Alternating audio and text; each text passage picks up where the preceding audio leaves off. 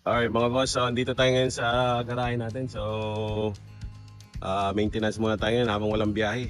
At gagawa tayo ng additional na toolbox para ilagay yung ibang gamit na nasa loob ng truck. At maging malinis kami dun sa loob. Saka gawa na rin ng mga minor maintenance, mga gulong, para pagkatapos nitong holiday, condition din yung truck natin. Okay, so tara, silipin natin sila dun at gumagawa sila ng toolbox. Okay, so andito tayo ngayon. Nilagyan na lang nila ng lona para hindi sila mainitan o ulanan habang gumagawa. Dumating na pala yung order natin na chain block. Ayan yun o. Isa yan dun. Dun. Kung kita niya. Dito si Boy, kapatid ni Leo. At tumutulong na rin. Ito, chain block. Dumating na. Salamat Shopee. Baka naman. Okay, ito pa. Isang kapatid ni Leo. Lugnog, yan, yung welder natin, maangas. Yan, ginagawa niya. At ilalagay natin dito banda sa tabi ng gas tank yung ating additional toolbox. Yan, kanina rin, bumili tayo ng welding machine na cute. Yun ko, salamat, baka naman. Okay. So, yan, ginagawa pala nila. Mamaya, pakita natin yung finished product na ito kung ano magiging itsura. Meron na tayong isang toolbox dito kaso kulang. Dami ng gamit.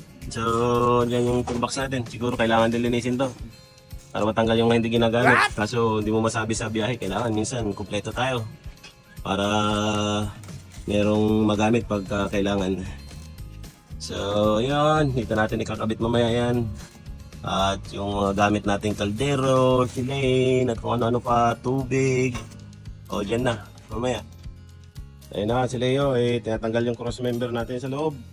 Kasi may ibang ano dyan na wala ng tornilyo para makumpleto natin. Basta ka dyan, Leo. Laban lang sa buhay. Basta si Boy manood dapat. Pag talaga wala talaga Boy. Boy, alam mo na. So yun na nga. Antay na lang natin. Kaya nga minor maintenance natin para condition pagkatapos ng holiday. Dito natin ang what? Makasabit mo. Ayun, tambucho daw. Kailangan na rin pabaklas. Kailangan ng palitan. Maingay. Biyak. Ayun, habang andyan yung welder natin nice! Pabuo natin. Hindi pa naman sa ipa. So ayan na yung tsura ng magiging toolbox natin. Wow!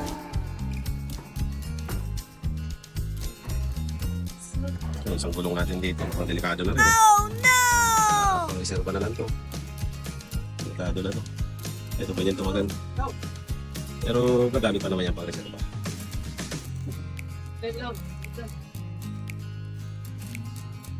Okay, so ito toolbox sinabantay natin tinitingnan yung pagkagawa ng toolbox para masiguradong tama at walang palpak sa pagkagawa. Wow! So ngayon dahil holiday, importante magawa natin mga kailangan gawin dahil araw-araw po bumabiyahe yung truck natin at sigurado merong mga bibigay na parts yung truck natin sa bigat pa naman ng karga niyan, kaya hindi maiwasan na may mga bibigay na mga parts. So ito naman toolbox na napakahalaga sa atin upang mailipat na natin yung mga ibang gamit doon sa loob ng truck at mailagay dito para malinis at makagalaw tayo ng matiwasay doon sa loob ng truck. So ayan. Okay, so mas bago tayo ulis, check na natin lahat. Sigurado mo condition. Hindi box natin. Ang dami ng kailangan ng kapinturahan. So pag-umilitan ng kapinturahan natin. So magulong. So problema natin.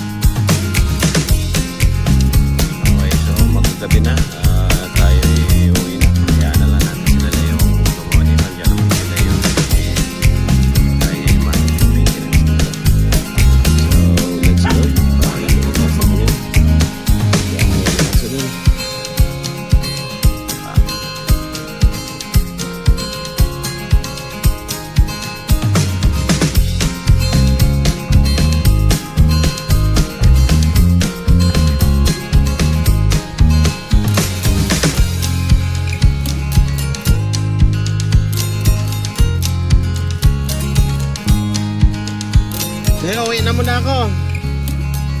Okay na bala dyan.